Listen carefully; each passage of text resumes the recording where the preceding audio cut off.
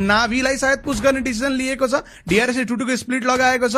डीआरएसले even third party हानेर किल बटुल्ने मौका पनि बनाउन सक्छ।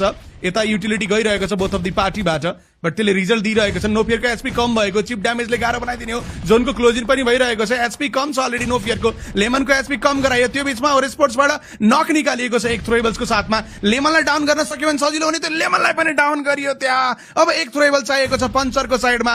गेम सकियो नाभीको टिमको पनि। हो र स्पोर्ट्सले 10औं एलिमिनेसन आफ्नो नाममा अनि खेल्नको लागि एज सायद बनाउन भ्याएको छ। उता एएसटीले थर्ड पार्टी हान्ने सोचेको, नक निकालिदियो पनि। जियोले नक निकालेका छन्। जियोले नक एन्ड फिनिस नै हानिदिए। नोफियरको 1-on-1 को प्रयास। नोफियरले रिकलाई डाउन गरे, जियोलाई टेक डाउन गरे। सँगसँगै ओरे स्पोर्ट्सको 11औं एलिमिनेसन अनि सर्कलको शानदार इन्ट्री। 1 म्यान डाउन, बट राम्रो प्रयास यहाँ चलिरहेको छ। अब लेफ्टबाट डीआरएसले प्रब्लम दिने होला ओरे स्पोर्ट्सलाई। यता ग्यान्टे गाडी लिएर सिधै मुखमा पुगिसके। पुग्दा पुग्दै स्काईले नक निकालिदिए त्यहाँ। एलिमिनेसन हर एकको लागि कोसिस गरिनेछ।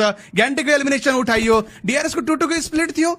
न यता स्ल्यामिन न उता स्ल्यामिन होला जस्तो छ। थोरै प्रब्लम टिमको लागि उता। यहाँ राम्रो एलिमिनेसन गेम बन्न सक्छ। यहाँ नकीलाई नक निकालिएको छ थ्रोएबल्सको साथमा। लेफ्ट साइडबाट T24 आउँदैछन्। स्लिपी एलिमिनेसनका लागि टोटली फोकस रहेका थिए। नकी फिनिस भए। C1 को प्लेयर यही साइडमा रहेका छन्। स्काईले अहिलेसम्म देखिसकेको अवस्था छैन।